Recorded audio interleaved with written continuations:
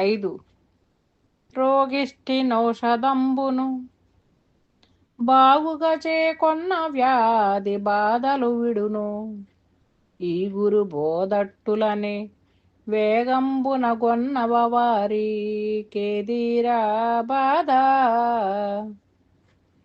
చింతలు దీరే లేదు ఏ వేద మోహంబు గల భ్రాంతితో గూడు ఎరుకాను మోహంబు గల భ్రాంతితో గూడు ఎరుకాను నీ గుర్తు చేతాను నీ వరగి పరిపూర్ణము వేగమున దర్శించి నీ వెటకే గుదువు నీ తోటి సర్వము నేగు గద పరిపరి విధంబుల నీ గురుతు నెరిగే శరీరా మేదీరా బాధ చింతలు దీరే లేదు ఏ వేద. జై నిజ గురుభ్యో నమ. శ్రీ నిజానంద పోలూరు వీరయాచార్య విరచితం పైన శుద్ధ నిర్గుణ భరతత్వ బోధామృత మిత్రకందార్థముల ఎందు బోధ ప్రతాపంలో ఈరోజు మనం 5వ కందార్థం. శిష్య, ఇది ఎలా అంటే ఈ ఎరుక లేనెరుక కావటం, ఈ బోధను మనం సంపూర్ణంగా అందుకోవటం, దానికి ఎంత శీఘ్రత ఉండాలంటే అత్యంత ఆసక్తి ఉండాలి, తీవ్రమైనటువంటి ఆసక్తి. ఏదో ఇంకా సమయం ఉందిలే, మన గురువు ఎక్కడికి పోడులే, తర్వాత వినొచ్చు అనేటువంటి భ్రాంతిలో ఉంటారు చాలామంది. కాదు, గురువు ఉన్నప్పుడే గురువుని మేల్కొల్పాలి. మేల్కొల్పవలసిన బాధ్యత శిష్యునిది. గురువు మేల్కలోనే ఉంటాడు, కానీ నీ బోధ కొరకై నీవు మేల్కొల్పాలి గురువును. అప్పుడు ఆ కరుణామృత దృష్టి నీ మీద ప్రసరిస్తుంది. లేకపోతే నీలో ఆసక్తి లేనప్పుడు ఆయనకు బోధ చెప్పాలని కానీ చెప్పకూడదని కానీ ఉండదు. గురువుని కదిలించేటువంటి వారే శిష్యులు. ఎలా అంటే, నాయన రోగిష్టి నౌషధంబును బాగుగా చేకొన్న వ్యాధి బాధలు విడునో. రోగి, మంచి వైద్యులు రోగికి ఔషధ సేవ ఎలా చేయాలి, ఏ ఏ ఔషధాలు ఏ మోతాదులో వేసుకోవాలి అనేటువంటిది నిర్ణయాన్ని చేస్తాడు. అంతవరకు వైద్యుని బాధ్యత. ఆ ఔషధాలు ఏ సమయంలో ఎలా వాడాలి, దానికి ఉండవలసినటువంటి పథ్యం ఏది, ఎలా ఉంటే త్వరగా వ్యాధి తీవ్రత తగ్గుతుంది, ఉపశమనం కలుగుతుంది అనేటువంటి విషయాలన్నీ మనకు వైద్యులు నేర్పుతారు. తద్విధానంగానే గురుదేవులు కూడా ఈ బోధలో శిష్యుడు పాటించవలసినటువంటి పద్ధతులు చక్కగా తెలియజేస్తారు. ఎందుకంటే వారు వారి గురువు ద్వారా అందుకున్నటువంటి వారు కావున. వైద్యుడు కానటువంటి వాడు వ్యాధి నిర్ధారణ చేయగలడా, వ్యాధికి తగు ఔషధాలు అందించగలడా? వీలు కాదు కదా.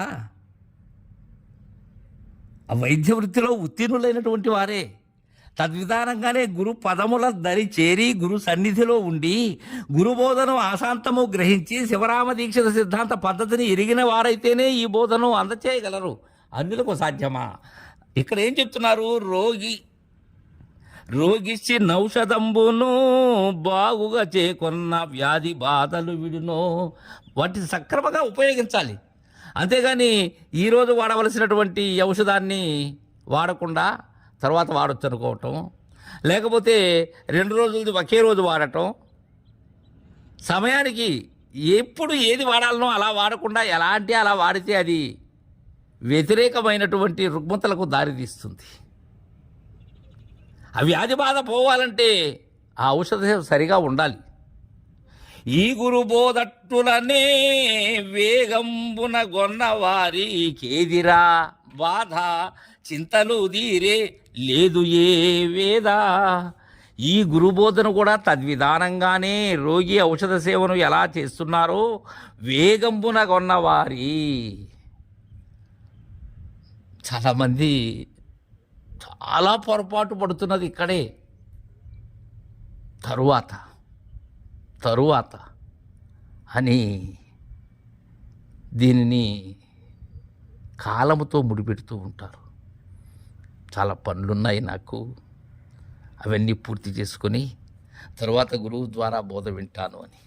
ఎంత అమాయకులో, ఎంత అజ్ఞానులో, ఎంత మూఢత్వంలో ఉన్నారో వారు.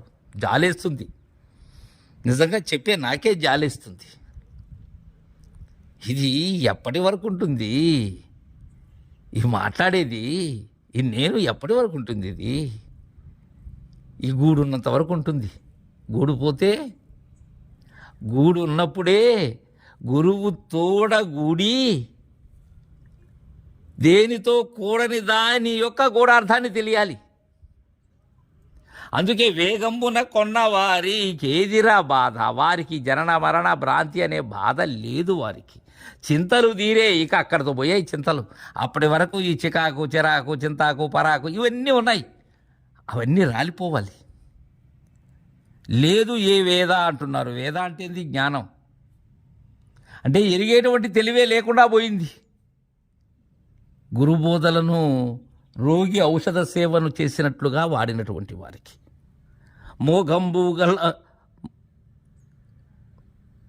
మోఘంబు గల భ్రాంతితో గూడు ఎరుకాను, నీ గుర్తు చేతాను నీ వెరగి పరిపూర్ణము.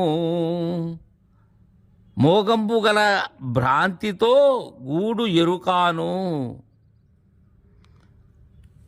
ఈ ఎరుక అనేదే భ్రాంతి, అది కూడా మోగంబు అంటున్నారు. అంటే మోహముతో కూడినటువంటి, భ్రాంతితో కూడినటువంటి ఎరుకను నీ గుర్తు చేతాను నీ విరిగి. అయితే గురు ముఖమును కాకుండా నా అంతటా నేను ఎరగలనా ఎరుకను? ఎరగలేను.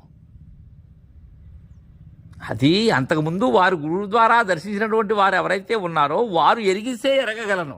అది దేనితో ఎరగాలి? నేననే గుర్తు చేతనే ఎరగాలి. నా గుర్తును వేరే దానితో ఎరిగేదానికి సాధ్యం కాదది. నేననే గుర్తును నేను ఎరగాలి. నీ వెరిగి పరిపూర్ణము వేగమున దర్శించి నీ వెటకే గుదువు నీతోటి సర్వము. లేగు గద పరిపరి విధంబుల నీ గురుతు నెరిగే శరీరమేదిరా బాధ. వేగమున దర్శించి పైన వేగమున కొన్న వారికి ఏదరా బాధ అన్నారా? మరలా ఏమంటున్నారు మిత్రంలో? వేగమున దర్శించి దేనిని? పరిపూర్ణమును. ఆలస్యం చేయకు.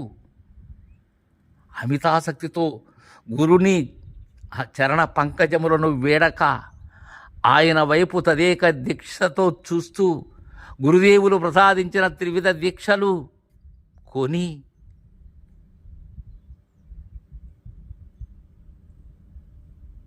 ఎలా ఉండాలో ఏమో. వేగమున దర్శించి పరిపూర్ణము నీ వెటకేగుదువు. ఎవరికి తెలుసు? నాకైతే తెలియదు. ఉంటే కదా చీకటి ఉందా సూర్యుడిని దర్శించిన పిమ్మట?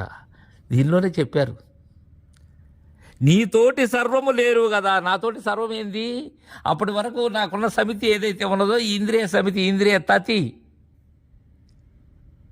నాతో కలిగినటువంటి ఎండపిండ బ్రహ్మాండములు, ఈ జగములు, ఇక నేను అంటుకున్నటువంటి నేనైనటువంటి బంధములు, ఇవన్నీ ఇంక లేవు కదా. పరిపరి విధంబున నీ గుర్తు నెరిగే శరీరం ఏదిరా? నీ గుర్తును ఎరిగినటువంటి శరీరం గుర్తు రహితమైనటువంటి దానిలో ఏదిరా అని అడుగుతూ ఉన్నారు పోలోజు వీరయాచార్యులు. తర్వాయి కందార్థం రేపు ముచ్చరించుకుందాం. జై గురుదేవ.